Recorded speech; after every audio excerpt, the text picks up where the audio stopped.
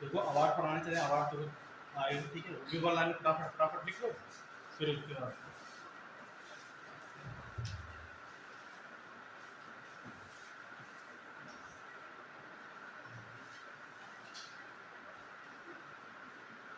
Index में लगभग हो गया था। कुछ इंडेक्स हैं जो इम्पोर्टेंट है, वो फिर हम आगे डिस्कस कर देंगे।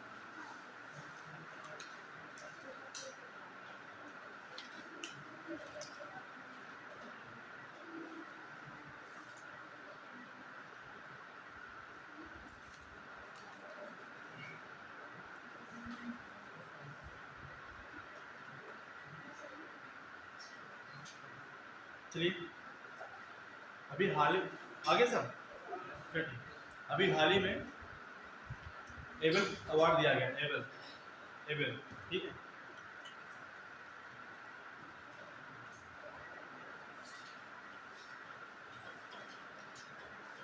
एबल अवार्ड दिया गया है।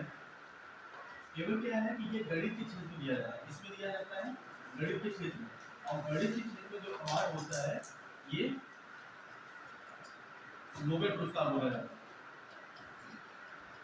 इसे गणित के क्षेत्र में दिया जाता है पुरस्कार को। इसे कभी भी क्वेश्चन आ सकता है, लेकिन हमेशा आता नहीं है। ये प्रश्न जाते रहो। तो एबल अवार्ड होता है, ये गणित के क्षेत्र में दिया जाता है, और गणित के क्षेत्र में इसे नोबेल अवार्ड बोला जाता है। तो ये इस बार 2023 में ये अवार्ड किसे मिला है?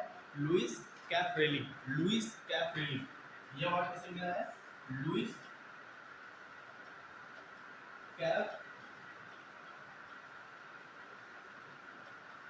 कैप्रेली। लुइस कैप्रेली को इस बार एबल अवार्ड 2023 से सम्मानित किया गया। इन्होंने क्या किया था कि नॉन लीनियर पार्शियल इक्वेशन को इन्होंने सॉल्व किया था। उसके बारे में और रिसर्च एंड डेवलपमेंट करके इन्होंने बात बताई थी।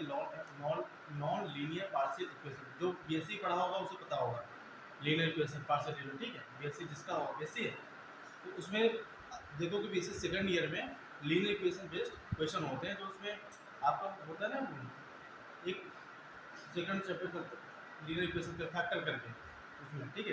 तो उसी पे इन्होंने वर्क किया था, उसी के क्षेत्र में इन्हें अवार्ड मिला है लुइस कैप्रेली, ठीक है। आगे लिखिए। इसकी बस इतना लिख रही है कि इसकी शुरुआत कब हुई थी? 2003 से अवार्ड दिया जा रहा है। इसकी शुरुआत 2001 से हुई है और 2003 से अवार्ड दिया गया है। पहला किसे मिला है तो नाम तो पता है जीएन का, लेकिन उन्हें पूछेगा नहीं इसके बारे में। मैंने ये पूछ सकता है दूसरा कि ये इंपॉर्टेंट अवार्ड है, इसलिए पूछ सकता है इस अवार्ड की शुरुआत कब हुई थी? 2001 में इस अवार्ड की शुरुआत होती है और 2003 से ये अवार्ड दिया जाने लगा। 2003 से अवार्ड दिया जाने लगा, 2001 में इसकी क्या हुई थी? शुरुआत हुई थी। ये अवार्ड शुरू कब हुआ था? 2001 में, और पहला अवार्ड दिया कब गया था? 2003 में। बस इससे ज़्यादा ऐसे इंपॉर्टेंट है, ठीक है। अगर लिख लिए हो तो एक पॉइंट लिख लीजिए। पीयर थे, जीएन पीयर ध्यान रखो, पूछेगा नहीं पूछेगा, अब इसी बार पूछेगा और कब शुरुआत में ही पूछेगा, ध्यान रखो। पर्ची की डेटा याद करने से कोई मतलब नहीं। आगे लिखिए। संगीत कला निधि अवार्ड। संगीत कला निधि अवार्ड, दो अवार्ड दिया जाता है। एक होता है संगीत कला निधि अवार्ड, एक होता है नृत्य कला निधि अवार्ड। तो संगीत कला निधि अवार्ड जो दिया गया है, ये दिया गया है बॉम्बे जयश्री को। अच्छा, साउथ का नाम भी इधर उधर, मतलब किसी भी सिटी का नाम बना कर रख देना है, बॉम्बे जयश्री, ठीक है। संगीत कला निधि अवार्ड दिया गया है किसे?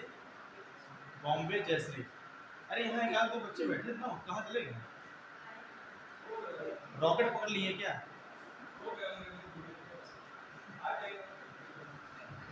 हाँ, अभी शहर भ्रमण निकले होंगे, ठीक है। आगे चलिए कि संगीत कला निधि अवार्ड किसे दिया गया है? बॉम्बे जयश्री को दिया गया है, ठीक है। बड़ा देर लगा दिया यार फ्रेश होने में। माइंड को रिबूट कर रहे थे क्या तुम सब?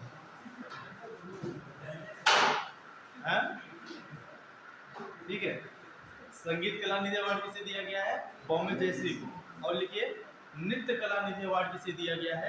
ये संगीत कला निधि अवार्ड हो गया, नृत्य कला निधि अवार्ड। नृत्य कला निधि अवार्ड, कला निधि अवार्ड, ये भी साउथ की है, ठीक है। वसंत लक्ष्मी, वसंत लक्ष्मी नरसिम्हाचारी, वसंत लक्ष्मी, लिख दें, वसंत लक्ष्मी नरसिम्हाचारी, वसंत लक्ष्मी नरसिम्हाचारी, वसंत लक्ष्मी नरसिम्हाचारी। आगे लिखिए सरस्वती सम्मान, सरस्वती सम्मान। पहले ये लिखिए सरस्वती सम्मान किसके द्वारा दिया जाता है। सरस्वती जो अवार्ड दिया जाता है ये के बिरला फाउंडेशन के द्वारा दिया जाता है। सरस्वती सम्मान ये इंपॉर्टेंट है, इसे वेरी इंपॉर्टेंट कर देना, ठीक है।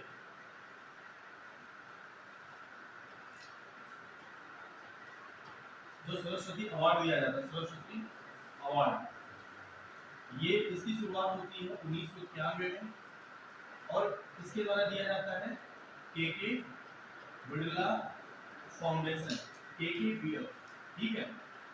के बिरला फाउंडेशन के द्वारा 1991 से सरस्वती सम्मान दिया जाता है। ये किस क्षेत्र में होता है, साहित्य के क्षेत्र में। सरस्वती सम्मान किसके क्षेत्र में होता है, साहित्य लिटरेचर के क्षेत्र में यह सम्मान दिया जाता है। साहित्य लिटरेचर, साहित्य के क्षेत्र में दिया जाता है ये अवार्ड, लिटरेचर के क्षेत्र में ये अवार्ड दिया जाता है सरस्वती अवार्ड। किसे मिला है इस बार, एक तमिल लेखक है, तमिल लेखक है, उसका नाम है शिव शंकरी, शिव शंकरी। हम तो ये समझ रहे हैं कि शिव शंकर लिख देते तो इसका नाम क्या होता है। अब शंकरी लगाने से पता नहीं चल रहा ना कि मेल है फीमेल है, लेकिन तमिल में होता होगा, ठीक है। तमिल लेखक है शिव शंकरी, ठीक है। किसके लिए मिला है, सूर्य वामसम, सूर्य वामसम, उनकी एक संस्मरण है सूर्य वामसम, उसी के लिए इन्हें दिया गया है सरस्वती अवार्ड, सूर्य वामसम, सूर्य वामसम, सूर्य वामसम। इसी एक इसका संस्मरण है शंकरी जी का, सूर्य वामसम, इसी के क्षेत्र में उन्हें सरस्वती अवार्ड मिला है। ये अवार्ड के बिरला फाउंडेशन के द्वारा 1991 से दिया जा रहा है, ठीक है। ये साहित्य क्षेत्र होगा। आगे चलिए, ये वेरी इंपॉर्टेंट में है और वेरी इंपॉर्टेंट में एक आता है व्यास अवार्ड, व्यास अवार्ड। ये भी जो अवार्ड होता है साहित्य के क्षेत्र में होता है। इसकी शुरुआत कब हुई थी, 1991 में। किसके द्वारा होता है, के बिरला फाउंडेशन के द्वारा दिया जाता है, के बिरला फाउंडेशन के द्वारा ये अवार्ड दिया जाता है। देखिए व्यास सम्मान किसे मिला है, ज्ञान चतुर्वेदी, ज्ञान चतुर्वेदी, ज्ञान चतुर्वेदी। उनका उपन्यास है, उनका नॉवेल है, ये व्यंग टाइप का है नॉवेल, पागल खाना। ज्ञान चतुर्वेदी, उनसे बता हंस क्या रहा है, पागल खाना तो उपन्यास होगा, किसी पागल के बारे में वर्णन किए होंगे, व्यंग्यात्मक वर्णन है का ना। देखो कभी हमेशा ना ऑब्जर्वेशन में या तो अपना वर्णन करता है अपने दिनचर्या का, या तो ऑब्जर्वेशनल आधारित किसी भी वस्तु का अध्ययन करता है और फिर वही लिखता है, ठीक है। तो किसी बेचारे को देखे होंगे तो व्यंग्यात्मक वर्णन है, ये नॉवेल है पागल खाना, ठीक है। इसी के लिए ज्ञान चतुर्वेदी को क्या मिला है, ज्ञान चतुर्वेदी को व्यास अवार्ड मिला। ये भी वेरी इंपॉर्टेंट है, ये सब क्वेश्चन आने की प्रबल संभावना रहती है, ठीक है। आगे लिखिए, देखिए अभी हाल ही में देखो एक बार हम तो शायद लिखवा चुके हैं ना, नाटू नाटू को मिला है, हाँ तो लिखवा चुके हैं। इसका भी निर्देशक याद कर लो, निर्देशक नहीं पूछेगा, इतना याद कर लो। 3 आपके गए थे, एक गया था एलिमेंट विस्पर गया था, एक ऑल दैट ब्रीथ्स गए थी और एक नाटू नाटू गया था। नाटू नाटू और एक जो डॉक्यूमेंट्री है, डॉक्यूमेंट्री का एलिमेंट विस्पर, इससे भी ये भी लिखवा चुके हैं। एलिमेंट विस्पर है, ये डॉक्यूमेंट्री है, लेकिन ये किस भाषा में है ये लिख लो। तो अगर भाषा पूछ दिया तब मतलब स्टेटमेंट पूछ सकता है ना, क्योंकि देखो हाईलाइटेड है, तो हाईलाइटेड चीज थोड़ा सा कहा कि सब पढ़ लेना चाहिए। पता लगा कि स्टेटमेंट पूछ दिया तो क्वेश्चन पढ़ा बेकार हो गया। तो देखिए जो नाटू नाटू सॉन्ग मिला है तो तेलुगु भाषा में, तेलुगु में नाटू नाटू, और एलिमेंट विस्पर है ये किस में है, तमिल में, डॉक्यूमेंट्री है। अगर डॉक्यूमेंट्री पूछा जाए ना तो एलिफेंट क्या है, एलिफेंट विस्पर। देखो एलिफेंट विस्पर्स क्या है कि ये डॉक्यूमेंट्री है, ठीक है। और नाटू नाटू सॉन्ग है वो तेलुगु भाषा में, एलिफेंट जो विस्पर है ये तमिल भाषा में, ठीक है। दोनों ध्यान दिए रहना, अगर स्टेटमेंट क्वेश्चन आ जाए तो उसे क्रैक कर लेना, उसे चेक कर लेना, ठीक है। आगे लिखिए, आर्किटेक्चर के क्षेत्र में एक अवार्ड दिया जाता है, सर्वश्रेष्ठ अवार्ड दिया जाता है जिसका नाम हो तो प्रित्जकर। प्रित्जकर देखो,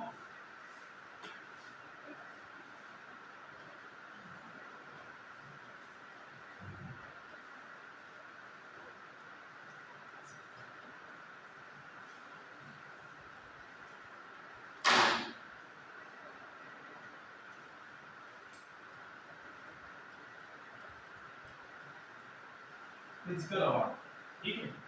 ये किसके क्षेत्र में होता है, आर्किटेक्चर के क्षेत्र में, आर्किटेक्ट कला के क्षेत्र में होता है ना, आर्किटेक्ट मतलब जो बनाने वाले जो आर्किटेक्चर करते हैं, तो आर्किटेक्ट क्षेत्र में होता है ये मिला है सर डेविड चिपरफील्ड को, सर डेविड चिपरफील्ड, चिपरफील्ड,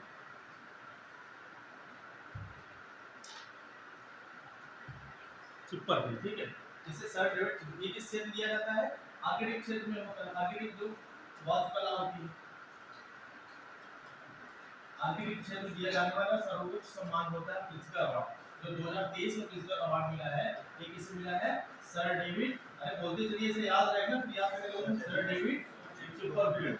अरे बोलते चलेंगे ना तो क्लास ऐसा लगता है एनर्जी बनी रहेगी, आपकी एनर्जी बगल वाले की एनर्जी ट्रांसफर होगी, आपके अंदर एनर्जी का स्टोरेज भी भाई दिक्कत होती है, क्योंकि एक लेवल के बाद एनर्जी क्या होती है, वो तो निकलेगी। अगर आप वहन नहीं कर पाए, उसका सहन नहीं कर पाए तो ब्लास्ट हो जाता है, इसलिए बगल वाले को ट्रांसफर करते रहिए एनर्जी, ठीक है। आगे लिखिए, अरे कौन सा एनर्जी ना पूछिए, ठीक है। अरे जो जो भी ऊर्जा एटमॉस्फेयर में है वही ऊर्जा की बात कर रहे हैं, ठीक है। आगे लिखिए, अभी 95वां ऑस्कर अवार्ड दिया गया है, चलते अब क्या है, अवार्ड पढ़ा रहे हैं, अगर इतना हंसी मजाक नहीं करोगे तो कोई बोर होकर मतलब कोई छक्की लेने लगेगा, ठीक है। देखिए 95वां 95th ऑस्कर अवार्ड में बेस्ट फिल्म कौन सी है, everything, everything, everywhere, everything, everywhere, all at once, और everything, everywhere, all at once.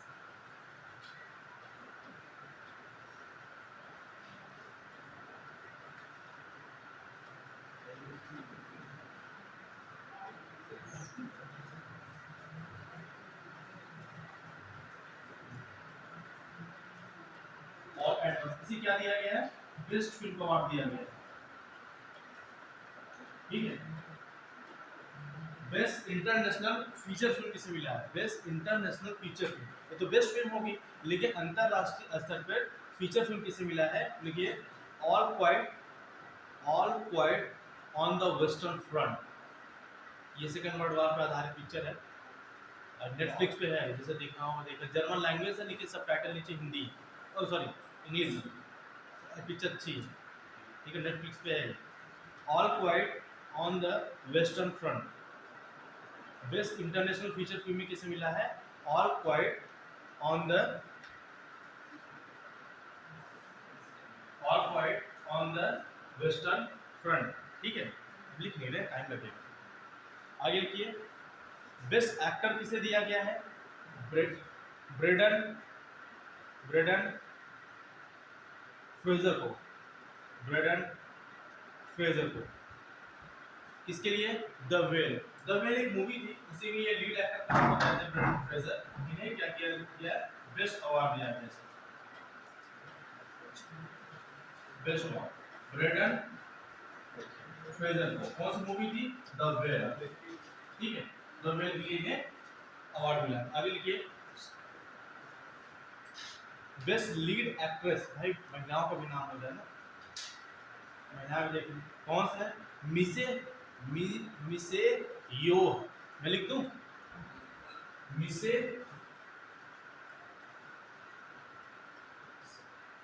मिसे यो, मिसे यो, ये किस पिक्चर के लिए मिला था? ये सिर्फ काम कर रही थी बेस्ट लीड एक्ट्रेस, मिसे यो काम कर रही थी इसमें everything everywhere all at once, इसीलिए काम कर रही थी, इसीलिए मिसे यो को ये अवार्ड मिला है। ठीक है, बेस्ट लीड एक्ट्रेस। हाँ, अब इससे ज्यादा इंपॉर्टेंट इतना है नहीं। ठीक है, और एक चीज ये लिख लीजिएगा, एलिफेंट विस्पर में इसका निर्देशक कौन, क्योंकि एक बार क्वेश्चन आया था पैरासाइट जब मूवी को ऑस्कर मिला था तो उसके निर्देशक का नाम पूछ लिया था। ठीक है, तो ऐसे एलिफेंट विस्पर को ऑस्कर मिला है तो उसका निर्देशक का नाम पूछ सकता है, तो उसका आगे निर्देशक का नाम लिख लीजिए, कार्तिकी गोंसाल्विस। कार्तिकी गोंसाल्विस निर्देशक कौन, कौन निर्देश किया था एलिफेंट विस्पर को? कार्तिकी गोंसाल्विस। क्योंकि एक बार पैरासाइट मूवी आई थी ना, उसके निर्देशक का नाम पूछ लिया था, तो पता लगा पूछ लिया तो गड़बड़ हो गया, पढ़ा हुआ चीज खराब हो जाएगा। कार्तिक गोंजाल्विस। ठीक है, आगे चले। कार्तिक गोंजाल्विस ये निर्देशक किया था ना उसमें द एलिफेंट विस्पर में, तो अगर पूछ दिया कि इसके निर्देशक, जैसे पैरासाइट के निर्देशक पूछा था, ऐसे पूछ दिया कि एलिफेंट विस्पर के निर्देशक कौन थे, तो कार्तिकी गोंजाल्विस। ठीक है, आगे चलिए। अभी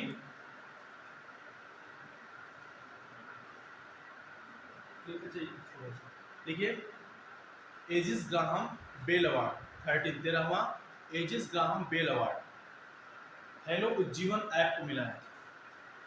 तो इंपॉर्टेंट ऐसे लिख लीजिएगा, हेलो उज्जीवन ऐप को 13 Graham Bell award, Aegis Graham Bell award 13वां एजिस ग्राहम बेल अवार्ड किसे मिला है? Hello Ujjivan app. हेलो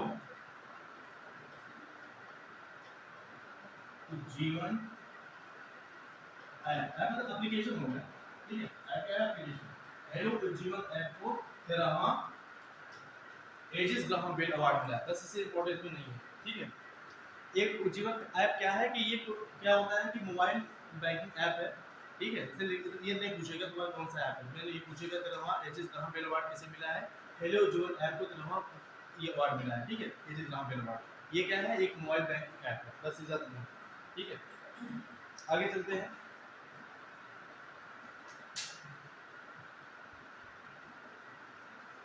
देखो, फोटोग्राफी अवार्ड में राष्ट्रीय दिया गया है जिसमें 1.5 लिखिए, और चीजें बहुत है इंपॉर्टेंट। देखिए, 8वां राष्ट्रीय photography award, 8 national photography award पुरस्कार, 8वां राष्ट्रीय फोटोग्राफी पुरस्कार 21 मंत्रालय के द्वारा दिया जाता है, केंद्रीय सूचना और प्रसारण मंत्रालय द्वारा। ये मंत्रालय याद रखो कि वो जो फोटोग्राफी अवार्ड होता है, ये अवार्ड सूचना और प्रसारण मंत्रालय के द्वारा दिया जाता है। इसमें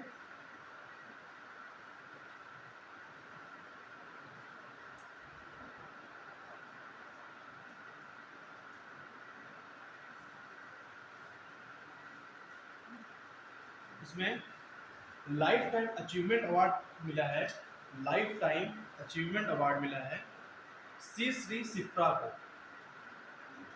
सिप्रा दास। श्री क्या लिखोगे? सीधा लिखो सिप्रा दास।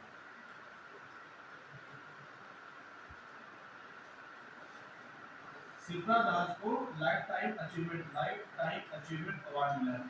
ठीक है, इसमें नेशनल फोटोग्राफी अवार्ड जो मिला है ये 8 नंबर का है, ये केंद्रीय सूचना प्रसारण मंत्रालय के द्वारा दिया जाता है अवार्ड। इसमें lifetime achievement award Sipra Das को मिला है।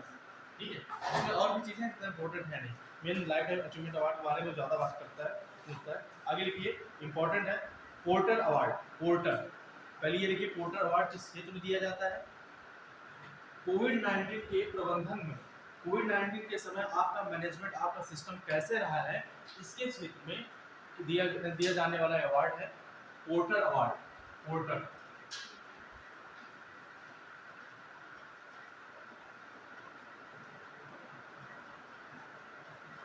पोर्टर पुरस्कार ये किसमें दिया जाता है?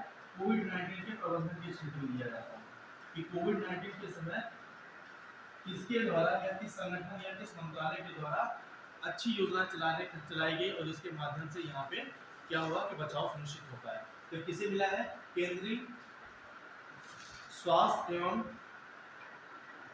परिवार कल्याण मंत्रालय। किसे मिला? लिखिए, ये टोटल अवार्ड मिला है केंद्रीय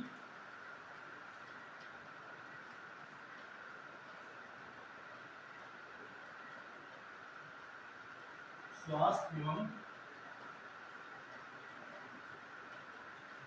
परिवार कल्याण मंत्रालय, केंद्रीय स्वास्थ्य एवं परिवार कल्याण मंत्रालय को ये टोटल अवार्ड दिया गया है कोविड-19 के मैनेजमेंट या प्रबंधन के लिए। कोविड-19 के प्रबंधन मैनेजमेंट के लिए क्या दिया गया है? Total award. ठीक है, आगे चलते हैं।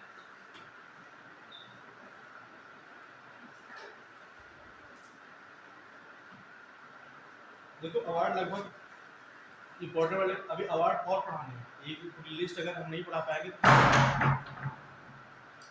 हमने कुछ ऐसा तो बोला नहीं, हम पढ़ा लेंगे भाई। ठीक है, इकट्ठा आगे चलिए। अभी हाल अब देखो नियुक्तियां कुछ बता दें, कुछ कुछ इंपॉर्टेंट नियुक्तियां लिखिए। लेखा महानियंत्रक, लेखा महानियंत्रक किसे बनाया गया है? एसएस दुबे को। लेखा महानियंत्रक किसे बनाया गया? एसएस दुबे को। ये किस क्रम के हैं? 28वें महालेखा नियंत्रक है एसएस दुबे। लेखा महानियंत्रक क्या होते हैं जानते हो? भारत सरकार के प्रमुख सलाहकार, लेखा के मामले में, अकाउंट के मामले में जो वहाँ पे काम होता है उसके प्रमुख सलाहकार होते हैं। ठीक है, आगे चलते हैं। एसएस दुबे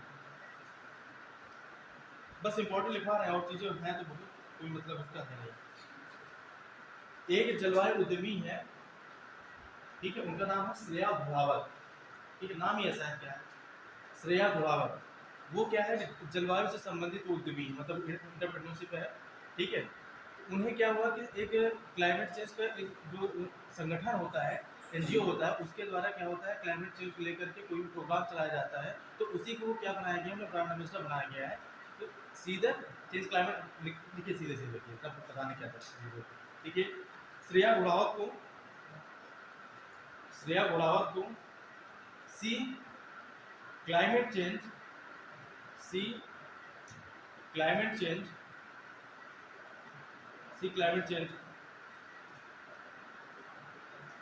का राजदूत बनाया गया। सी क्लाइमेट चेंज का भारत राजदूत नियुक्त किया गया है श्रेया घोड़ावत को। सी क्लाइमेट चेंज एक प्रकार का एक एनजीओ होता है जो क्लाइमेट चेंज को लेकर के पूरे वर्ल्ड में ये काम करता है, और उसी का अभी श्रेया घोड़ावत को क्या बनाया गया है? राजदूत बनाया गया, एम्बेसडर बनाया गया। ठीक है, आगे देखिए। और सी क्लाइमेट चेंज के द्वारा एक पहल लॉन्च किया गया है, ये क्वेश्चन से पूछ सकता है, उसका नाम है embrace equity. Embrace equity, embrace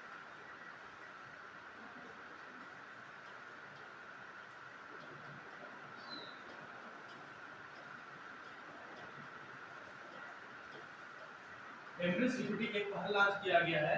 ये किसके द्वारा लॉन्च किया गया है? सी क्लाइमेट चेंज। सी क्लाइमेट चेंज एक संस्था है, इसी संस्था के द्वारा क्या किया गया है कि एम्ब्रेस इक्विटी एक प्रकार की पहल लॉन्च किया गया है, जिसका क्या है? क्लाइमेट चेंज से रिलेटेड है। ठीक है, एम्ब्रेस इक्विटी। आगे लिखिए। पीएफआरडीए के अध्यक्ष को नियुक्त किया गया है दीपक मोहंती। पीएफआरडीए के अध्यक्ष दीपक मोहंती।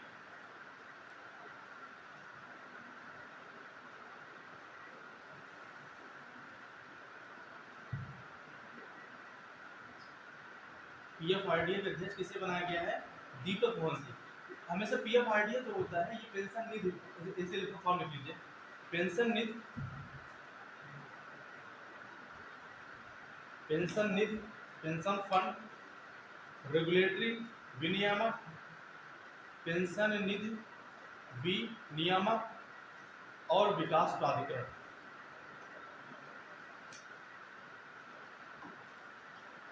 पीएफआरडीए, इससे हो गया पेंशन फंड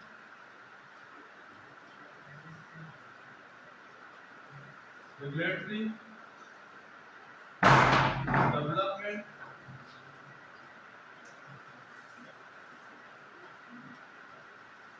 अथॉरिटी। क्या हो गया? Pension fund regulatory development authority. ये प्रकार का कैसा है, अगर क्वेश्चन आ सकता है, ये पिछली बार क्वेश्चन आया, ये संवैधानिक निकाय है। क्या है? संवैधानिक। अगर कोई पूछे कि तुम्हें संवैधानिक है, नहीं कहते ये क्या है? संवैधानिक है।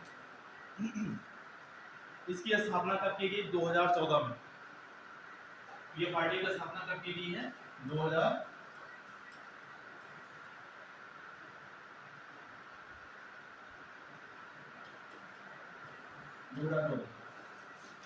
ठीक है। और इसी के अध्यक्ष बनाए गए हैं दीपक मोहंती। ये तो पता है ना कि जो एनपीएस सिस्टम स्कीम के तहत जो वृद्धियों की आय की सुरक्षा करते हैं उसी के लिए है। ठीक है, आगे चलिए। अब इन्हें बंद ही कर दो, इनकी आवाज ज्यादा चल रही है, इन्हें बंद करिए भाई।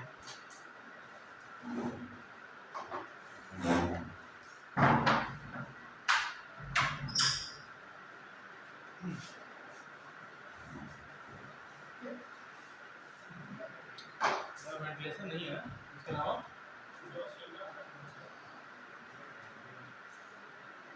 चलिए देखो, टीसीएस के सीईओ तो नहीं पूछेगा कि कृतवासन बनाएंगे, इंपॉर्टेंट नहीं है, छोड़ दो।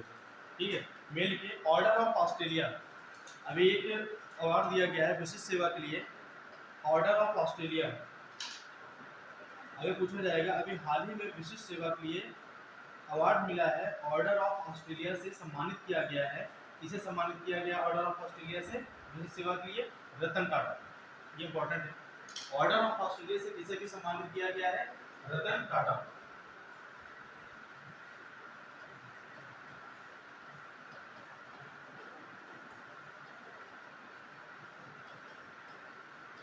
रतन टाटा को ऑर्डर ऑफ ऑस्ट्रेलिया से विशिष्ट सेवा के लिए, स्पेशल सर्विसेज के लिए इन्हें क्या किया है? सम्मानित किया गया। बस ये ज्यादा इसमें इंपॉर्टेंट ऐसे है ना। ठीक है,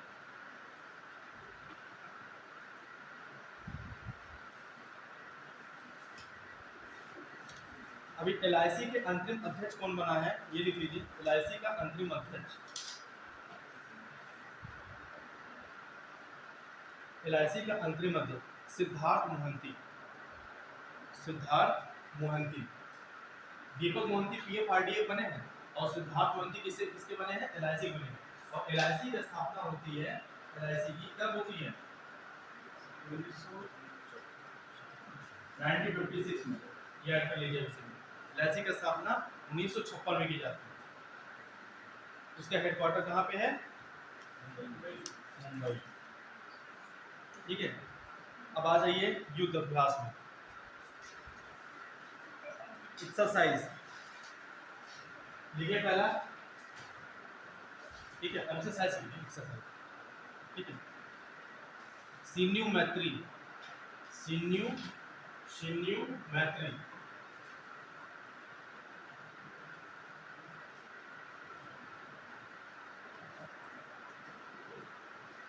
सिन्यू मैत्री।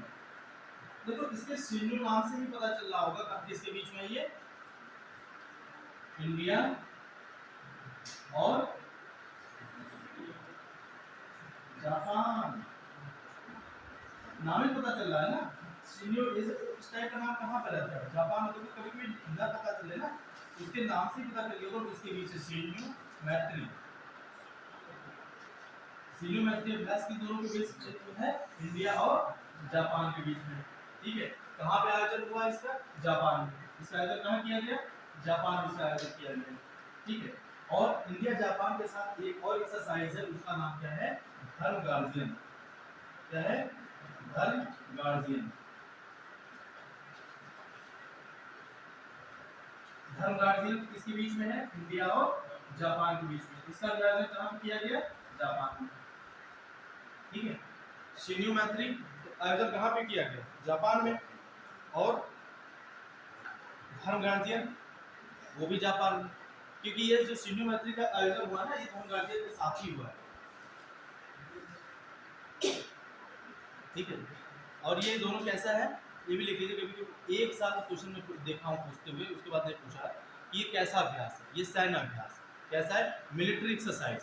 क्योंकि 3 एक्सरसाइज होती है ना आपकी, मिलिट्री एक्सरसाइज होती है, नॉर्मल एक्सरसाइज होती है, और आपकी कौन सी एक्सरसाइज होती है? एयर वाली, एयरफोर्स वाली एयर एक्सरसाइज।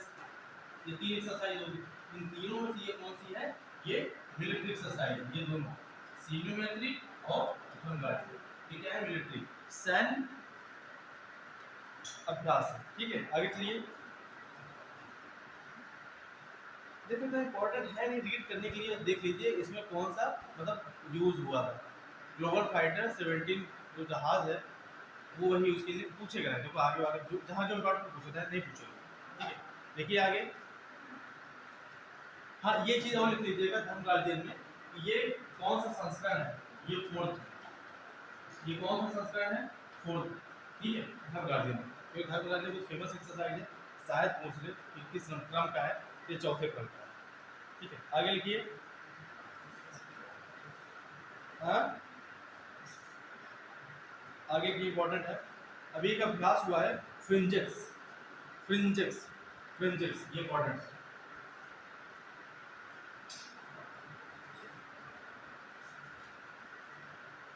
फ्रिंजेक्स 2023 ये किसके बीच है? फ्रिंजेक्स से तुम्हें कुछ पता चल रहा है? फ्री से क्या पता चल रहा है? फ्रांस। अब देखो एक से कुछ पता चलेगा नहीं, सीधा आगे ऐड कर लो इंडिया। फ्रांस और इंडिया, ठीक है। भारत और फ्रांस के बीच में एक एक्सरसाइज हो रही है, उसका नाम क्या है? फ्रिंजेक्स। ठीक है, फ्रिंजेक्स। ये कहाँ हो रही है? ये तिरुवनंतपुरम में। कहाँ पे? तिरुवनंतपुरम में। भारत में आयोजन किया गया है तिरुवनंतपुरम में। और फ्रिंजिक्स एक प्रकार का कैसा एक्सरसाइज है? ये भी मिलिट्री एक्सरसाइज है।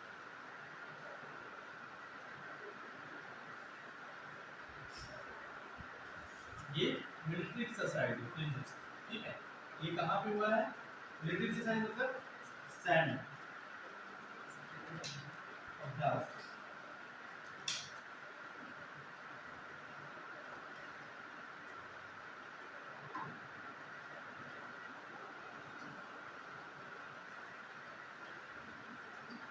तिरुवनंतपुरम, ठीक है, इंडिया। आगे चलिए। ठीक है, आगे देखिए। अभी एक समुद्री अभ्यास स्टार्ट हुआ है, उसका नाम है MPX। MPX, MPX ये कैसा है? नौसेना अभ्यास है। नौसेना अभ्यास है MPX। ये क्या है? समुद्री अभ्यास। समुद्री अभ्यास है तो नौसेना आएगी। नौसेना अभ्यास है MPX। इसे में भारत की तरफ से INS सह्याद्री ने पार्टिसिपेट, जैसे क्वेश्चन आ जाता है ना INS वेला ने या ऐसे क्वेश्चन आते हैं, तो इस अभ्यास में, समुद्री अभ्यास में भारत की तरफ से कौन पार्टिसिपेट किया है? INS सह्याद्री। INS सह्याद्री।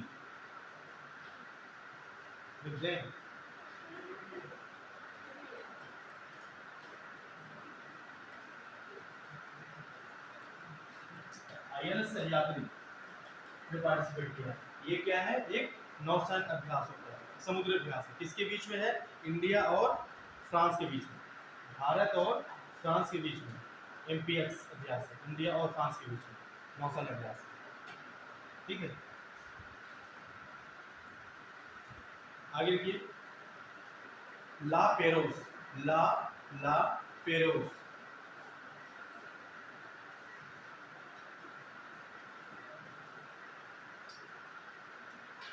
ला पेरोस। इस नाम से तुम्हें कुछ ऐसा लग रहा है ना कि नाम किस टाइप का है? ये किसके बीच है? इंडिया और फ्रांस के बीच ये भी है, इसलिए इंपॉर्टेंट है। 3 अभ्यास स्टार्ट हुए हैं। एक ला पेरोस है, इंडिया और फ्रांस के बीच में, इसमें ज्यादा नहीं पूछेगा, बस ला पेरोस किसके बीच में है? इंडिया और फ्रांस के बीच में। और इंपॉर्टेंट है फ्रिंजेक्स। फ्रिंजेक्स किसके बीच में है? इंडिया और फ्रांस के बीच में। कहाँ पे हुआ? तिरुवनंतपुरम में सैन्य अभ्यास है। और ये बताया थे कौन सा अभ्यास? MPX, ये समुद्री अभ्यास है। इसी में INS सह्याद्री पार्टिसिपेट कर रहा है, समुद्री अभ्यास है। ठीक है, आगे देखिए। टाइम है ना, क्योंकि भी कुछ डिस्कस कर, अच्छा पहले डिस्कस करते हैं फिर दिवस बताते हैं, ठीक है। लिख, जैसे एक दिवस इंपॉर्टेंट पे लिख लीजिए, विश्व वन्य जीव दिवस 3 मार्च को मनाया जाता है, विश्व वन्य जीव दिवस। देखो मार्च की न्यूज आपके एग्जाम में ज़्यादा दिखेंगे, आपके जनवरी फरवरी मार्च इसी न्यूज ज़्यादा देखेंगे। विश्व वन्य जीव दिवस मनाया जाता है 3 मार्च को। इसकी थीम क्या है? वन्य जीव संरक्षण के लिए साझेदारी, participating for wild life conservation, वन्य जीव संरक्षण के लिए साझेदारी।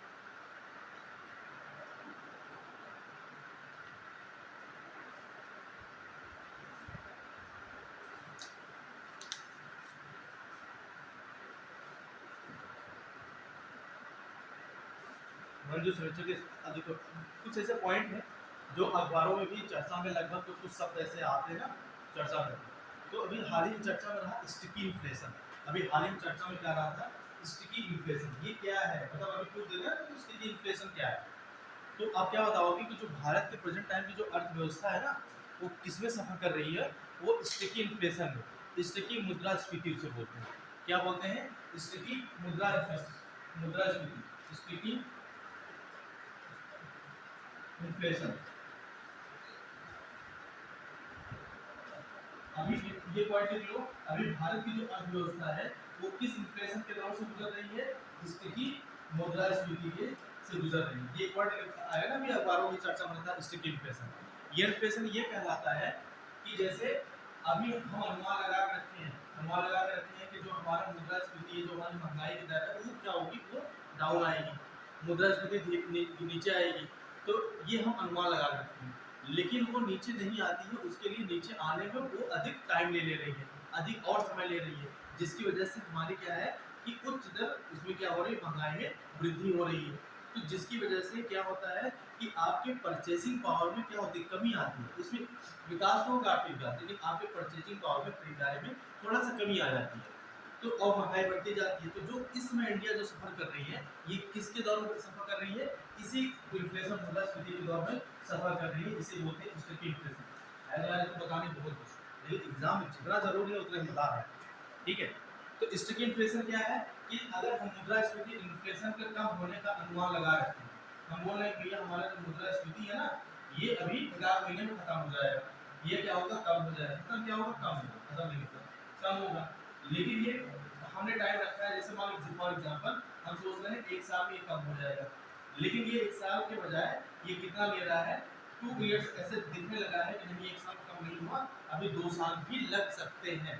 तो यही जो इस समय जो ड्यूरेशन लेता है कि जितना तुम्हारा अनुमान है, अनुमान के बाद में जितना समय लेता है, तो इसी समय के दौरान जो भी किसी भी देश की मुद्रास्फीति चलती है उसे एक बोला जाता है भैया क्या? Sticky inflation. ठीक है, बस इतनी ही है। बताने तो उसमें बहुत कुछ है कि इसमें कैसे रेस होते हैं, पैसे कैसे रेस होते हैं। हाँ, और ये जो स्टिकी बेस है ये किस पे आधारित है? ये कॉस्ट बेस है, लागत आधारित मुद्रास्फीति है। ये पॉइंट लिख लीजिए, ये कैसा है? स्टिकी इन्फ्लेशन लागत आधारित, कॉस्ट बेस्ड इन्फ्लेशन, लागत आधारित।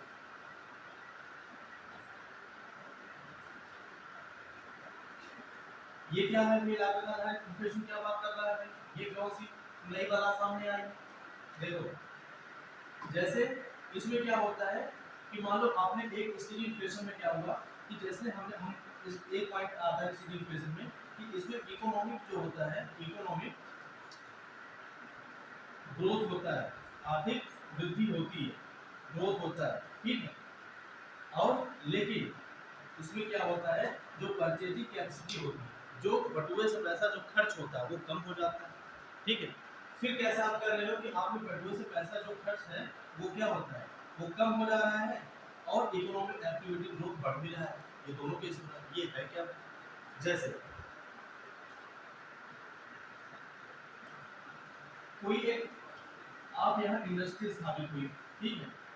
इंडस्ट्री ने क्या बनाया कि वो मोबाइल बनाया, ठीक है। उसने कोई मोबाइल बनाया, तो इस मोबाइल में लागत उसकी आई कितनी है? 500 की, 500 रुपीज़ की।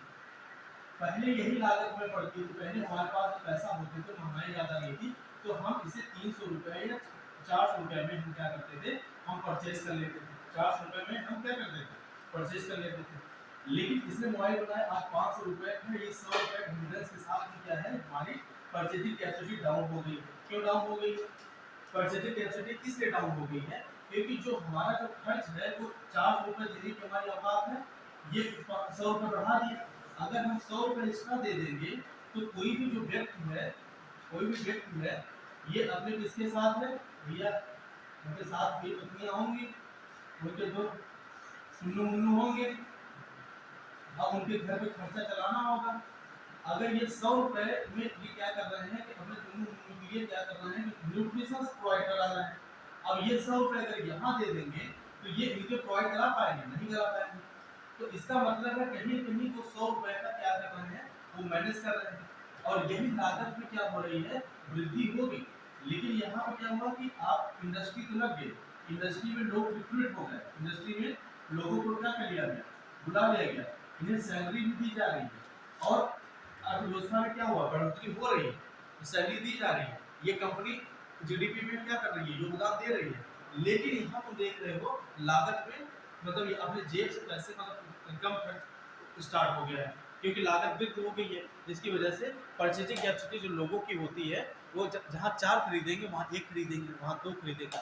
इसलिए स्टिकी इन्फ्लेशन में क्या होता है कि इकोनॉमिक ग्रोथ तो होता है, लेकिन कहीं न कहीं आपके परचेजिंग कैपेसिटी को क्या करता है, प्रोवाइड करता है।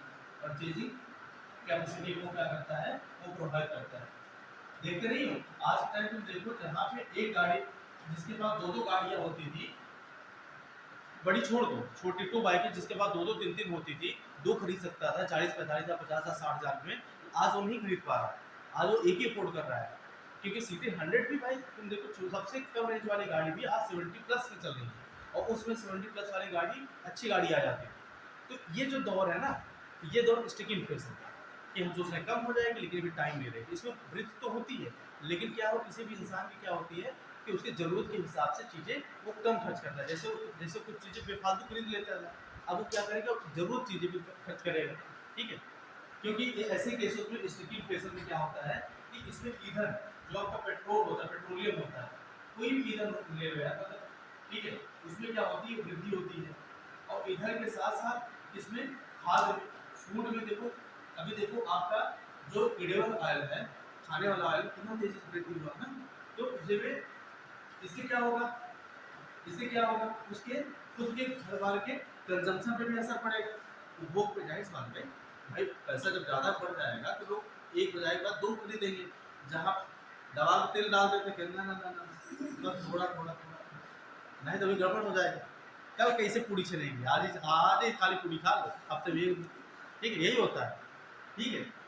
तो इसी वजह से ये किस पे आधारित है, ये लागत आधारित, ये कास्ट है, ठीक है, ये कॉस्ट बेस है, ठीक है, लागत आधारित,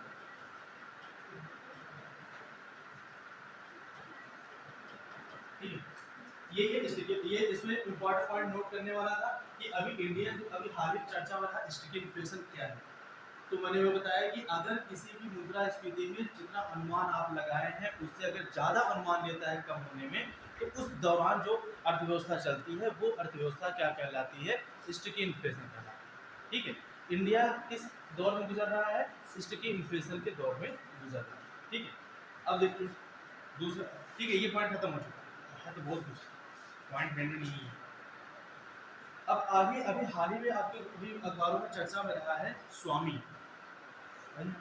किसी स्वामी नहीं, उनका प्रणाम करने लगो, ये हमारे परम पतिदेव आ गए स्वामी, नहीं नहीं नहीं, स्वामी एक फाउंडेशन है, ठीक है, संस्था है स्वामी।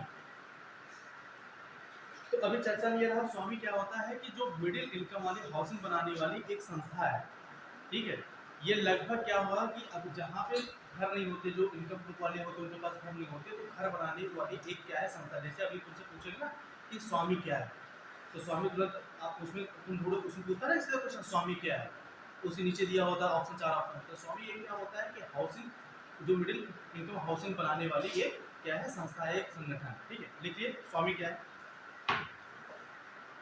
Special window for, special window, special window for affordable. Affordable मतलब होता है कि जिससे आप खरीद सकते हैं, जो आपके अकॉर्डिंग, आपके अनुसार, special window for affordable and mid income housing. देखो इससे क्या पता चल रहा है स्वामी से,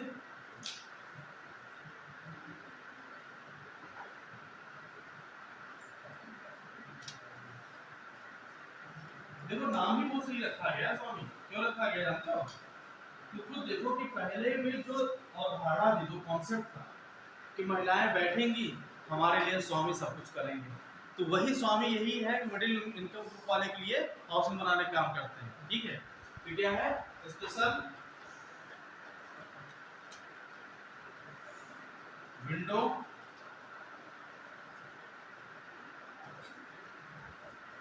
for affordable middle income housing. ठीक है, बस ये ज्यादा इंपॉर्टेंस में है क्योंकि ये भी चर्चा में था तो ये पूछ सकता है। ठीक है, अब इसमें है कि एसबीआई की क्या समूह कर दी, इसमें इंपॉर्टेंट रहा है। ठीक है, आगे लिखिए इंपॉर्टेंट ये है सैंड बैटरी। अभी चर्चा में रहा सैंड बैटरी, ये क्या कौन से नहीं बोला आगे भाई, सैंड बैटरी है।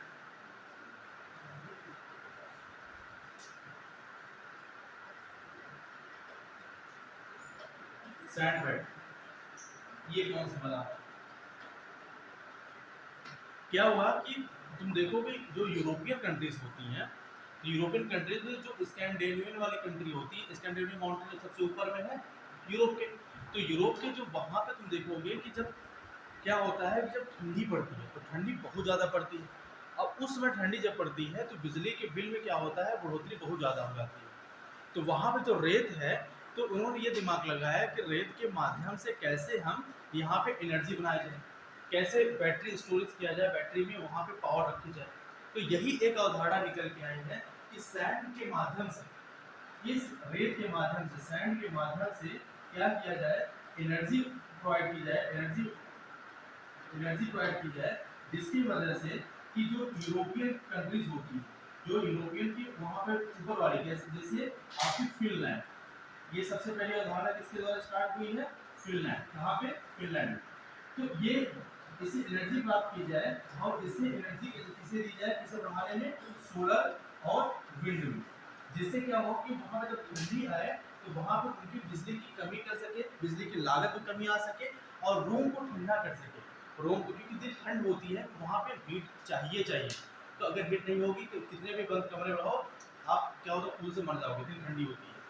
तो उसकी वजह से क्या हुआ, सैंड बैटरी की अवधारणा आई है कि हम से रेत से क्या करेंगे, बैटरी को चार्ज करेंगे, इसके माध्यम से हम क्या करेंगे, बिजली अपना प्रोडक्शन करेंगे, जिससे हम घरों में क्या करेंगे, ठंडियों के टाइम पे हम अपना हीटर या ऐसे छोटे मोटे जो आपके इंस्ट्रूमेंट एसेसरीज होते हैं, इलेक्ट्रॉनिक एसेसरीज का यूज़ करके वहाँ पे तापमान को अपना टेम्परेचर नॉर्मल कर सकते हैं।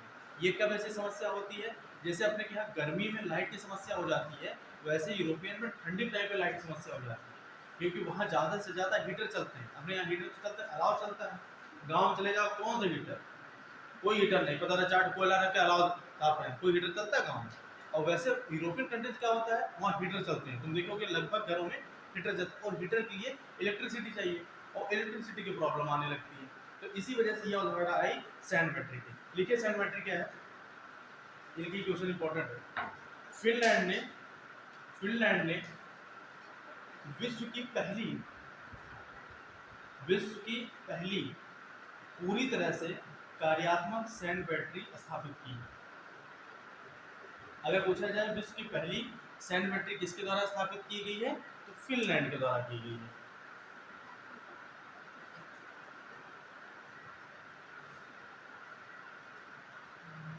इसका मुख्य उद्देश्य क्या है,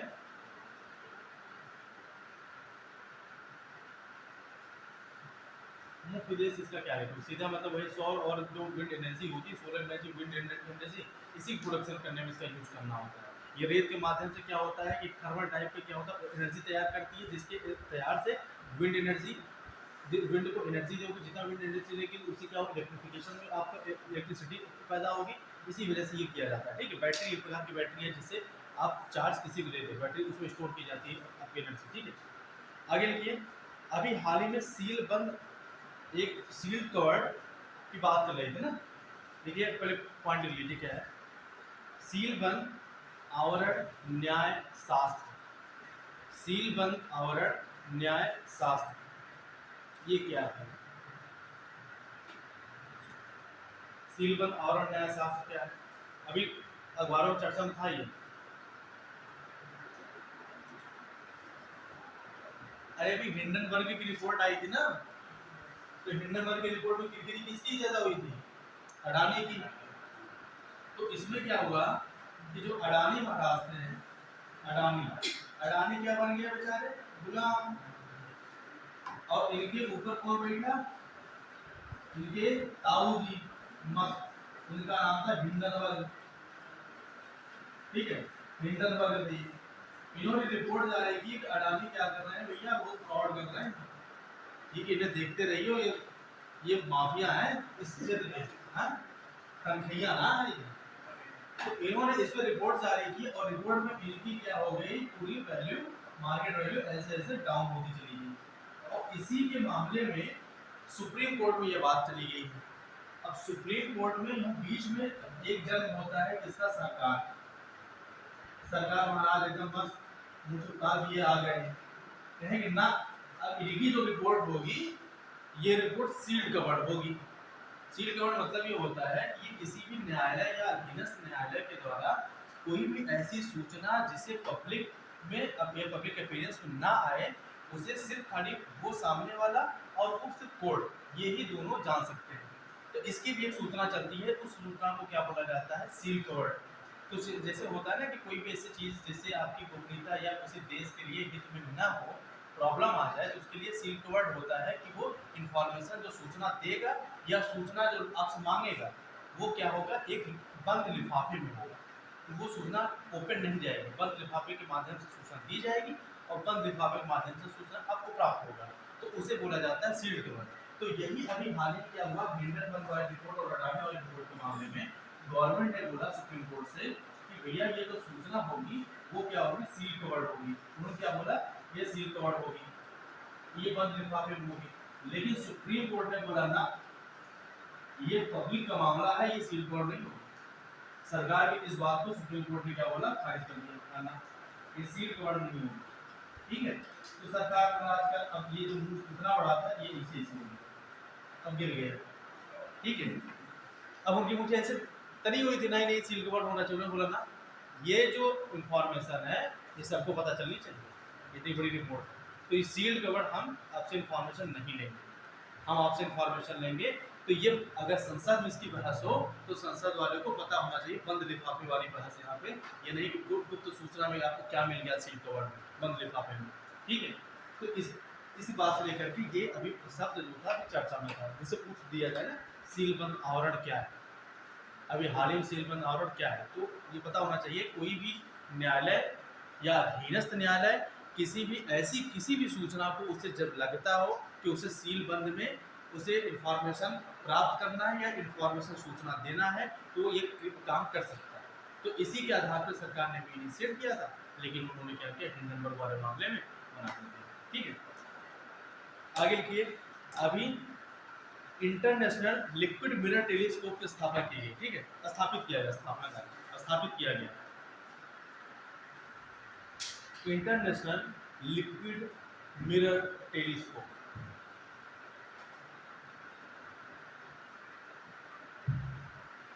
इंटरनेशनल लिक्विड मिरर टेलीस्कोप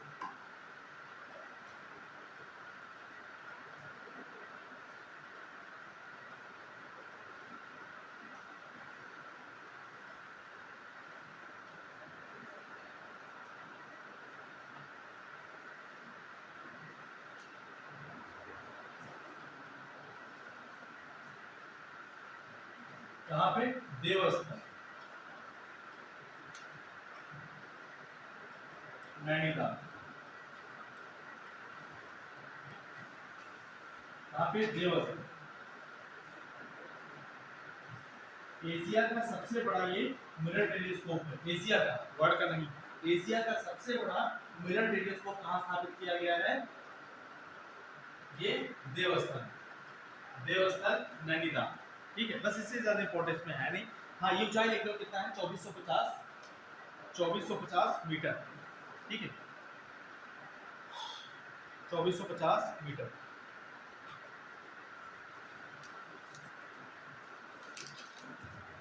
देखिए एक अभी संगठन जो था वो चर्चा में था, वो संगठन का नाम है वैगनर समूह, ये लिख लिए।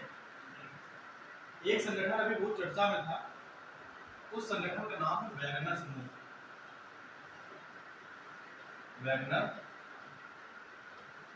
समूह। देखो भाई ये वैगनर समूह कहाँ से आ गए, हमारे यहाँ तो वैगनर कार चलती है, ये वैगनर समूह क्या है भाई, ये प्रकार के संगठन है, ये क्या करते हैं महाराज जी, जैसे यहाँ पे मारुति कार क्या करती है कि बहुत कमजोर पुर्जे को लगा करके एक मस्त डिजाइन करके कार पेश कर देती है सस्ते में, तो यही भी सस्ता वाला ही काम करते हैं, कोई महंगा वाला काम नहीं करते। देखो क्या करते हैं, अच्छा हमें लगता है वैगनर नाम से ही लगता है कि सब सस्ते वाले काम करते हैं, जुगाड़ वाला। देखो वैगनर समूह क्या कर रहे हैं कि रसिया है, इसका नाम क्या है, रसिया।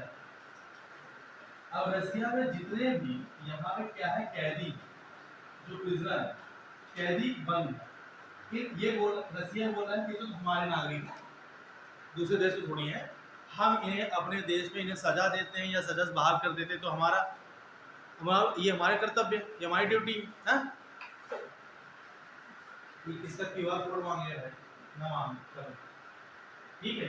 तो इन कैदी को क्या कर रहा है, ये प्रॉपर इन्हें ट्रेनिंग दे करके, ट्रेनिंग इनका प्रशिक्षण दे करके इन्हें कहाँ पर भर्ती कर रहा है, सेना, सेना। इसी वजह से चर्चा में रहा। तो जो यहाँ पे कैदी है, जो रसिया में जो कैदी हैं, इन कैदियों को सुव्यवस्थित ढंग से उन्हें क्या ट्रेनिंग दे करके इन्हें सेना में इनकी क्या किया जा रहा है, भर्ती की जा रही है। इसी वजह से ये वैगनर समूह अभी हाल ही में चर्चा में रहा है। ठीक है, बस ये इतना है बहुत कुछ, लेकिन इससे तो पढ़ना नहीं है। ये वैगनर समूह क्या है, एक प्रकार का संगठन है, ठीक है, ये प्राइवेट है, ये गवर्नमेंट नहीं है, ये कैसा संगठन है, ये प्राइवेट है, ठीक है, निजी संगठन है, प्राइवेट प्राइवेट संगठन है। और ये जो संगठन है ये क्या कर रहा है, जो रसिया में जो कैदी हैं, कैदियों को ट्रेनिंग दे करके सेना में उन्हें क्या कर रहा है, भर्ती कर रहा है। इसी मामले पे अभी इनका नाम सामने आया था। ये सबसे पहला वैगनर समूह का जो मामला आया था, ये नाम पहली बार पता चला था, वो कब पता चला था, 2014 में। कब पता चला था, 2014 में क्रीमिया वार चल रहा था ना, याद होगा तुम्हें, जब रसिया जबरदस्ती क्रीमिया को पे वार करके उसे अपने अंडर मिला लिया, 2014 में वार चल रहा था। तो 2014 में इस समूह का पहली बार युद्ध हुआ, इस समूह का पहली बार युद्ध कब हुआ था, क्रीमिया के युद्ध 2014 में।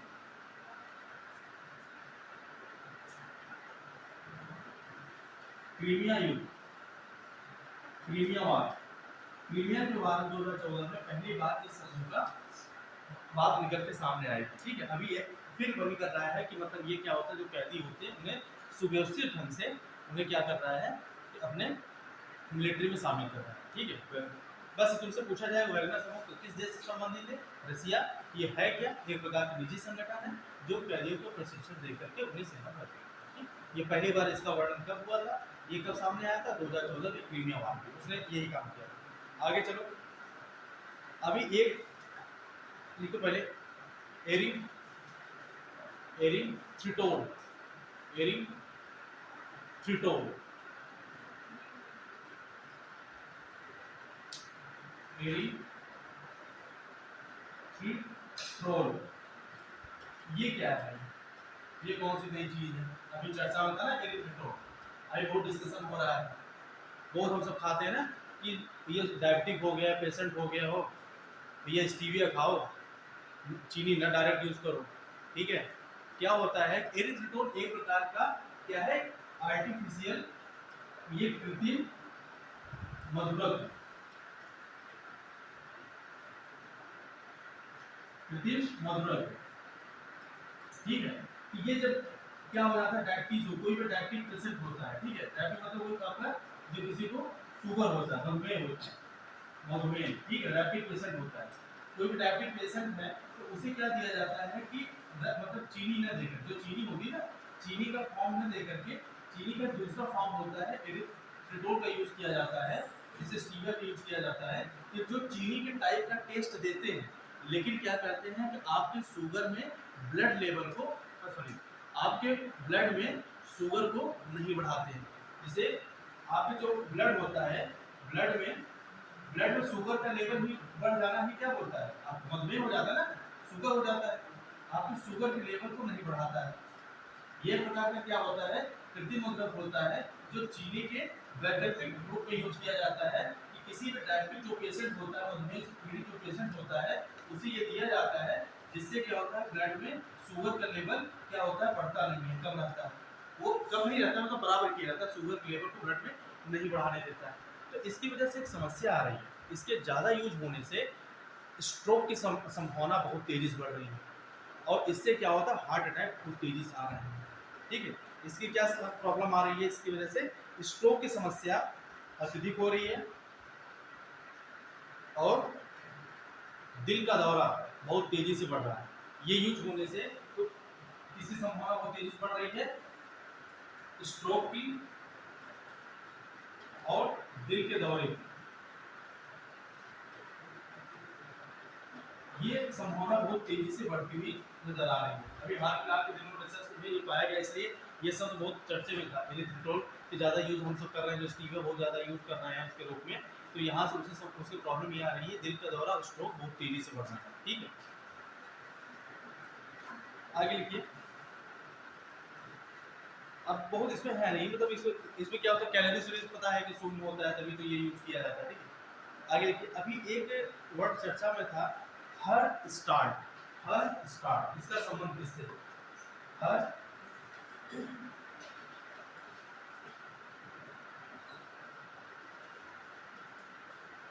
स्टार्ट। ठीक है, हर स्टार्ट, इसका संबंध किससे है कि अभी गवर्नमेंट क्या वो कर रही है ना, गवर्नमेंट कर रही है हर सीमा को पता चल गया है कि महिलाओं के लिए, इसके लिए है, महिलाओं के लिए। एनर्जी डाउन हो गई है, हमें लग रहा है। भाई से खोल दो यार, अरे खोल दो इसे, वेंटिलेशन बहुत तेजी से नहीं हो रहा है।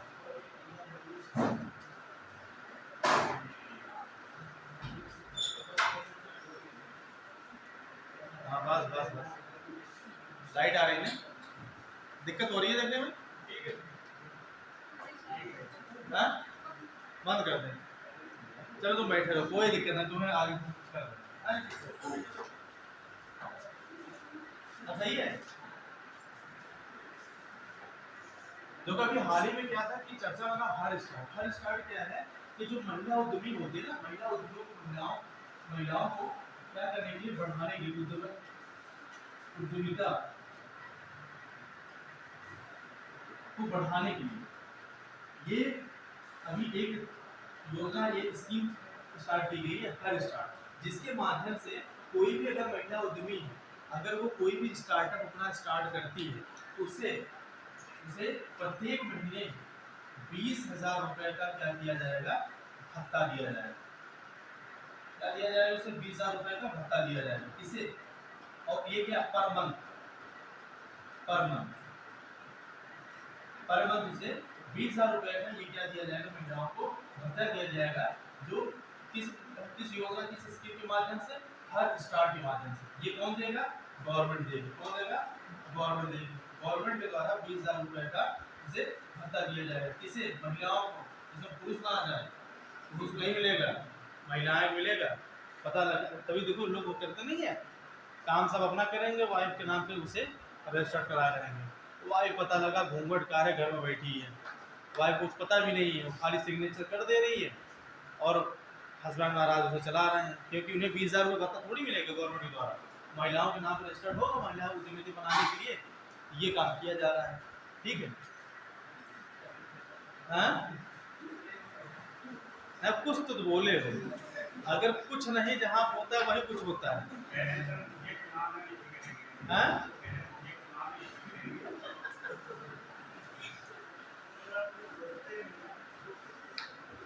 चलिए आगे, स्क्रब टाइफस।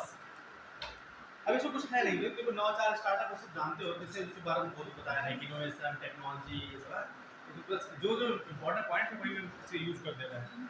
आगे के स्टार्टअप टाइफस ये खत्म कर देना, इंपॉर्टेंट है सर। स्टार्टअप टाइफस, अरे स्टार्टअप करें, स्क्रब टाइफस, स्टार्टअप कहाँ से आ गया, scrub typhus. Scrub typhus, scrub, ठीक है, स्क्रब टाइफस। ये क्या है, एक प्रकार की ये क्या खुजली है, ठीक है, ईचिंग, ठीक है। तो कभी कभी होता है ना, कान खुजलाने लगते हैं, फिर ऐसे सिगरेट करने लगते हैं, फिर कभी कभी बंदर बन जाते हैं, फिर ऐसे स्टार्ट हो जाता है। तो यही जो ये सब चीज़ें होती ना, जब इसकी प्रवृत्ति ज़्यादा बढ़ जाती है ना, ये बंदरपन वाली या तो है खुजलाने वाली, पता लगा कहीं खड़े हो कर रहे हो, फिर ऐसे कर रहे हो ऐसे, तो ये समस्या ना साउथ एशिया में बहुत ज़्यादा है। और यही क्या है, इसका टाइफस का प्रकार क्या होता है कि आपका बैक्टीरियल डिसीज होता है, मतलब जिसे क्या होता है कि आपके स्किन में प्रॉब्लम हो ज़्यादा आ जाएगी। और ये लगभग साउथ एशिया और साउथ ईस्ट एशिया और दक्षिण एशिया में ये प्रॉब्लम बहुत ज़्यादा है। और भारत में लगभग 10% मृत्यु इसी वजह से हो जाती है, लगभग। ये मतलब अगर इसका लेवल बढ़ जाए तो इसके लेवल बढ़ जाने की वजह से क्या हो जाएगा कि यहाँ पे आदमी की क्या हो जाती है, डेथ हो जाती है, मृत्यु हो जाती है। और ये जो डेथ हो जाती है, लगभग इंडिया में 10% जो मृत्यु होती है लगभग इसी की वजह से हो जा रही है, ठीक है। अब ये पहले लिखिए, स्क्रब टाइफस जो होता है ये किसकी वजह से होता है, और ये लिखिए इसका, पहले ये लिख लीजिए स्क्रब टाइफस सबसे ज्यादा कहाँ पे है, ये साउथ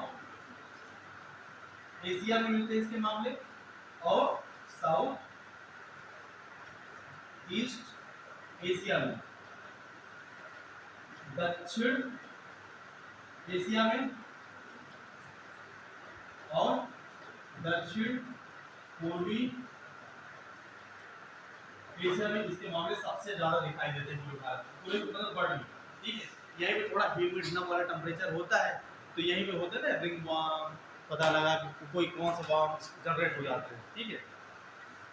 तो ये किसकी वजह से होता है, ये लिखिए इसका टाइफस एक प्रकार का बैक्टीरिया है, उस बैक्टीरिया का नाम लिखिए सु सु, अरे भाई इसे लिखिए, जापानी नाम है सु सु गामुसी। अरे मैं लिख दे रहा हूँ, नहीं कोई कुछ और ही वर्ड उसमें लिखे, आधा तार है नहीं और ही लिखा गया होगा। हाँ पता नहीं लिख रहा होगा सु सु गामुसी। हाँ सु सु गा मुसी, भाई बचा के लिखना है इसमें, ठीक है ना, इतना अलग हो जाएगा। सु सु गा मुसी एक प्रकार की बैक्टीरिया है, सुसुगामुसी प्रकार का बैक्टीरिया है। इसी बैक्टीरिया से क्या होता है आपका, ये स्क्रब टाइफस होता है, ठीक है। स्क्रब टाइफस किसकी वजह से होता है, एक जापानी बैक्टीरिया है, उसके नाम पे दिया गया है भाई सुसुगामुसी, ठीक है, वो बैक्टीरिया है उसी का। अरे नहीं हंसिए नहीं से, अब उसका नाम वही तो मैं क्या करूँ, अब उससे बदल तो दूंगा नहीं, हमारे इंडियन है, जापानी तो है नहीं कि हमारा एक्सेंट उस टाइप का हो जाएगा, ठीक है। अब इसके इलाज के लिए क्या यूज किया जाता है, एजिथ्रोमाइसिन, एजिथ्रोमाइसिन और डॉक्सीसाइक्लिन, एजिथ्रोमाइसिन डॉक्सीसाइक्लिन के कॉम्बिनेशन से इसकी दवा बनाई जाती है। इसके डॉक्सीसाइक्लिन, डॉक्सीसाइक्लिन, ठीक है, डॉक्सीसाइक्लिन और एजिथ्रोमाइसिन इन्हीं की यूज करके इसकी दवा बनाई जाती है, ठीक है। इसका इसका स्क्रब टाइफस का अभी हाल ही में चर्चा में था, इसकी वजह से बहुत ज़्यादा मामले south Asia south east Asia में आए हैं, तो इसी वजह से चर्चा में आ गया था, ठीक है। तो अब ये क्या होता है, जो भ्रूण होता है ना, भ्रूण का जो लार्वा होता है, तो लार्वा की वजह से क्या होता है कि हम लोग फूड खाते हैं ना, तो उसी की वजह से ये प्रॉब्लम आती है। ये बैक्टीरियल, ये क्या है, एक प्रकार का बैक्टीरियल डिसीज। ये क्या है इसका टाइफस, अभी आराम से, डर तो यहाँ तक गए हैं, ये बैक्टीरियल डिसीज होता है, ठीक है, ये बैक्टीरियल डिसीज। आगे लिखिए बरेजा, ये क्या होता है, ये बरेजा, अरे खत्म कर रहे हैं, ठीक है, बस ये इम्पोर्टेंट है ना सर, बस बस बस, ठीक है। बरेजा, अब ये कौन सा नया आया, बरेजा क्या होता है, बरेजा, बरेजा जो होता है ना, कि जहाँ पे पान का क्या किया जाता है, प्रोडक्शन किया जाता है, पान का उत्पादन किया जाता है, प्रोडक्शन किया जाता है, वहां पे क्या होता है कि ऐसे तुम देखो कि झाड़ी नुमा एक ऊपर से बांस टाइप की एक आकृति टाइप इसको बनी होती है ना, ऐसे करके बनाई गई होती है। तो एक ऊपर से झाड़ी नुमा और फिर यही पे क्या होता है, पान की लताएं होती हैं, इसी पे क्या होती हैं, ऐसे लड़की होती है, कड़ी होती है ना, इसी के ऊपर झाड़ी के ऊपर एक आकृति बनाई दी जाती है ऊपर से। और ये किसकी बनाई जाती है, बांस की, लकड़ियों की। तो ये, और जो ये लकड़ी की आकृति बनाई जाती है बांस के लिए, पान के प्रोडक्शन के लिए, उसी को क्या बोलते हैं, बरेजा। उसे क्या बोलते हैं, बरेजा। जैसे अभी बोल दिए तो बरेजा का संबंध भावी किससे है, तो पान के उत्पादन से, पान के प्रोडक्शन से। ये क्यों चर्चा में आया था, क्योंकि अभी उत्तर प्रदेश में, यूपी में दसावरी पान कहाँ है, दसावरी पान, हाँ बनारस, शहरी नहीं है। हाँ है, बनारस मिल जाएगा मुझे, और लखनऊ में अभी से जीआई टैग मिला है। बनारस था, बनारस नहीं, बनारस पान के लिए फेमस है, इसका मतलब थोड़ी है। हाँ? महोबा है, महोबा। दसावरी पान जो आपका है वहाँ पे है महोबा। इसीलिए अभी क्या हुआ तो इसे जीआई टैग मिला है। अच्छा, जीआई टैग कब तक वैलिड होता है, किसी भी स्थान विशेष से क्षेत्र के आधार पर जो भौगोलिक संकेतक दिया जाता है, वो कब तक उसका संरक्षण किया जाता है, 10 साल तक किया जाता है।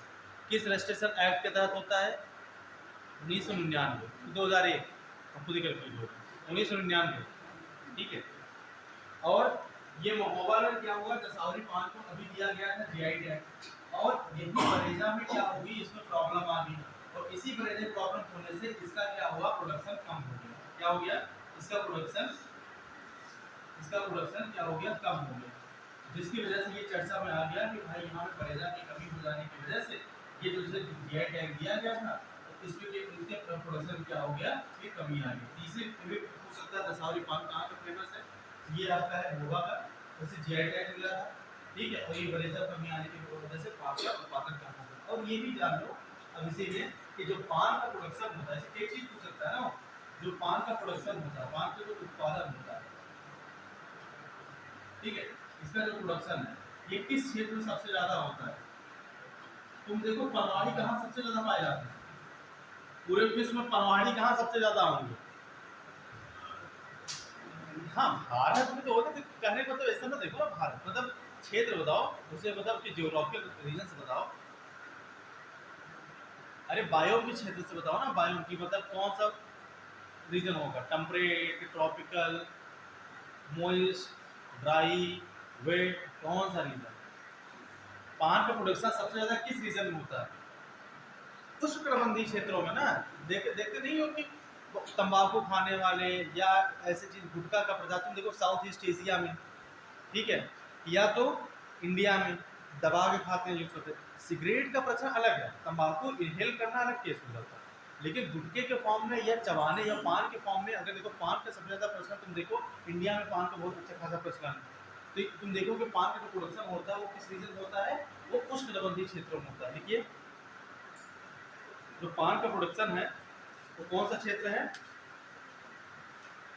उष्णकटिबंधीय क्षेत्र, ट्रॉपिकल क्लाइमेट होना चाहिए। पान प्रोडक्शन के लिए कौन सा क्लाइमेट होना चाहिए, ट्रॉपिकल।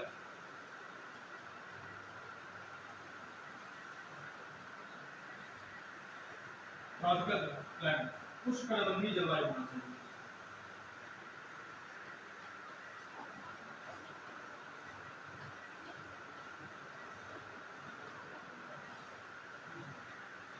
ठीक है, देखो जितना इंपॉर्टेंट था उसमें हम ये करा दिए हैं। अभी एक चीज तो और है, व्यापार मतलब कि बस इतना लिखो जितना इंपॉर्टेंट है। अभी देखिए हाल ही में चर्चा रहा TRE, देखिए हाल ही में चर्चा रहा TREDS, TREDS बता रहे हैं क्या, TREDS ये अभी चर्चा में था। ये किससे संबंधित है, MSME उद्योग से संबंधित है। इसमें ये बोला गया है कि जो MSME उद्योग होता है इसमें छूट देने की बात की गई है, ठीक है।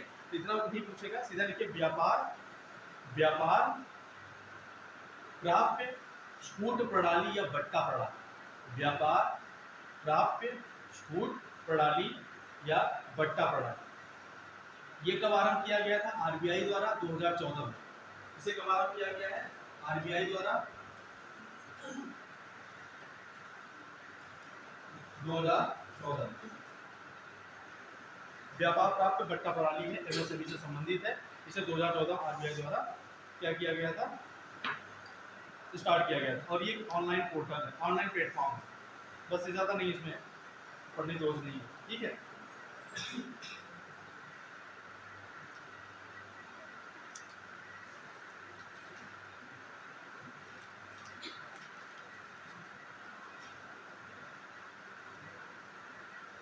और फटाक से चेक अपनी बात देखते हैं, ये इम्पोर्टेंट है।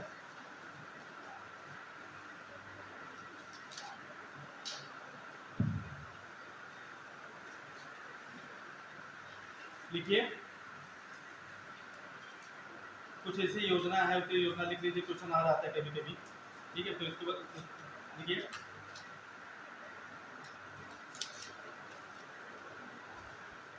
MIDH MIDH, अभी लिखिए MIDH mission for integrated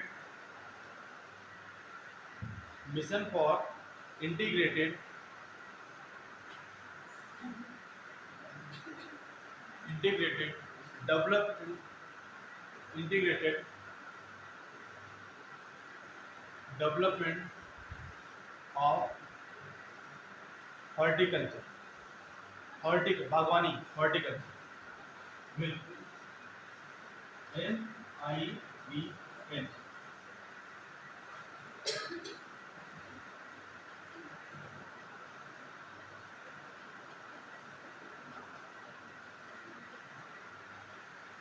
integrated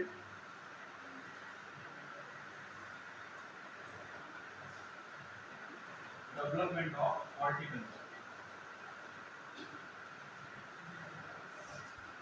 मतलब बागवानी के जो समेकित बागवानी विकास के लिए एक मिशन चलाया गया है, उसका नाम है मिड, ठीक है।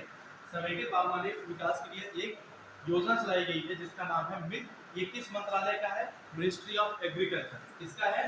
मिनिस्ट्री ऑफ एग्रीकल्चर, कृषि मंत्रालय का है, कृषि मंत्रालय।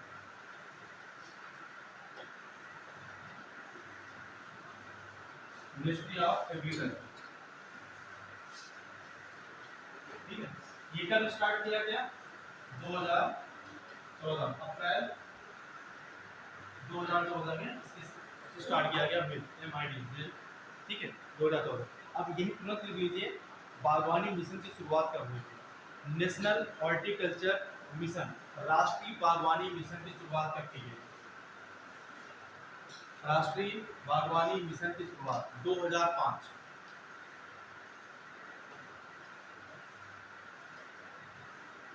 नेशनल हॉर्टिकल्चर मिशन,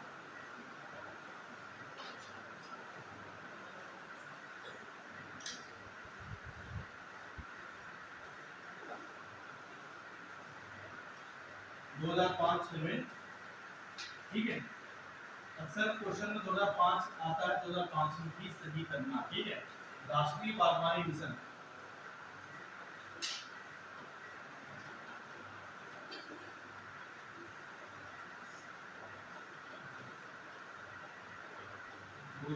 ठीक है। राष्ट्रीय बागवानी मिशन की शुरुआत कब की गई थी? 2005 में। किस मंत्रालय का? मिनिस्ट्री ऑफ एग्रीकल्चर, कृषि मंत्रालय का ये भी है, ठीक है। अब ये राष्ट्रीय गोकुल मिशन, राष्ट्रीय गोकुल मिशन, राष्ट्रीय गोकुल मिशन। कुछ देखो यूपी का है, अभी यूपी टाइम है, कुछ सवाल देखो। जो राष्ट्रीय गोकुल मिशन चलाया गया है,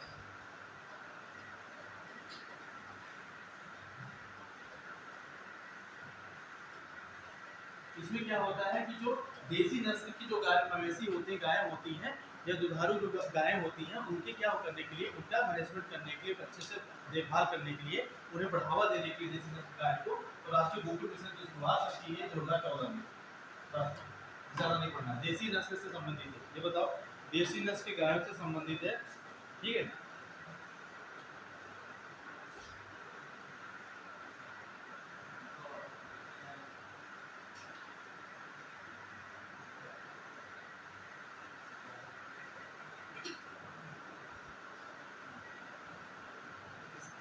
देखिए कृषि विकास योजना, कृषि राष्ट्रीय कृषि विकास योजना ये कब आई थी, तब इसके बारे में कुछ भी बता। राष्ट्रीय कृषि विकास योजना,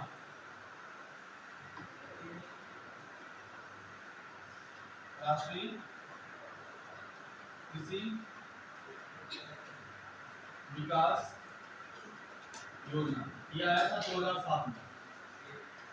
राष्ट्रीय कृषि विकास योजना कब आया था? 2007 में, ठीक है। क्या हुआ कि अभी उत्तर प्रदेश में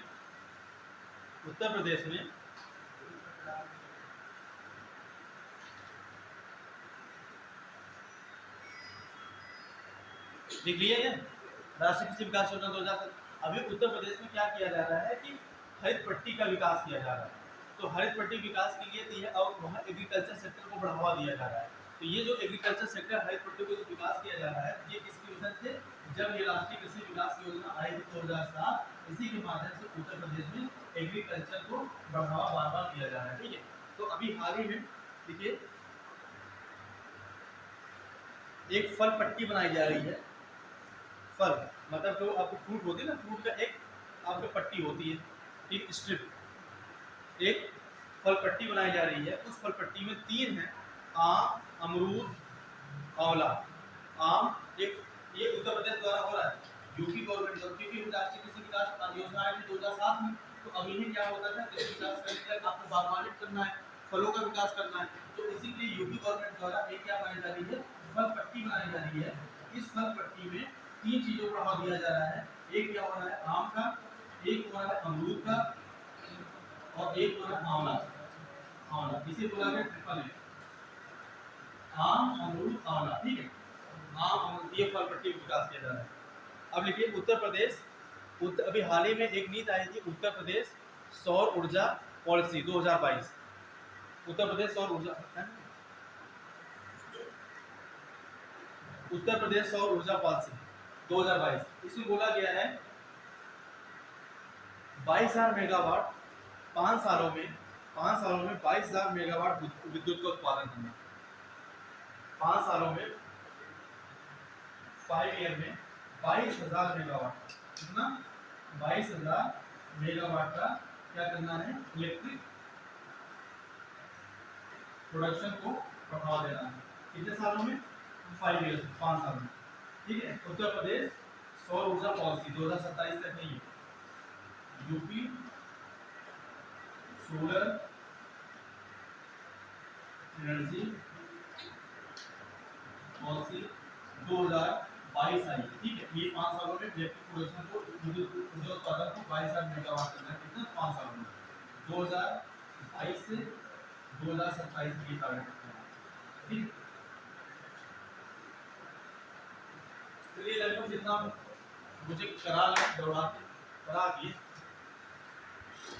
1-2 दिन और मिलेगा क्लास, उसमें मैक्सिमम चीज़ें फिर जो इम्पोर्टेंट होगी भी मार्च की है तो फरवरी उधर करा चुके हैं, फिर फरवरी कंप्लीट करा देंगे तो उससे क्वेश्चन फिर आ जाएंगे। फरवरी मार्च अप्रैल क्वेश्चन ज़्यादा नहीं दिखेंगे आपको, देखेंगे फरवरी मार्च जनवरी की ये क्वेश्चन दिखेंगे।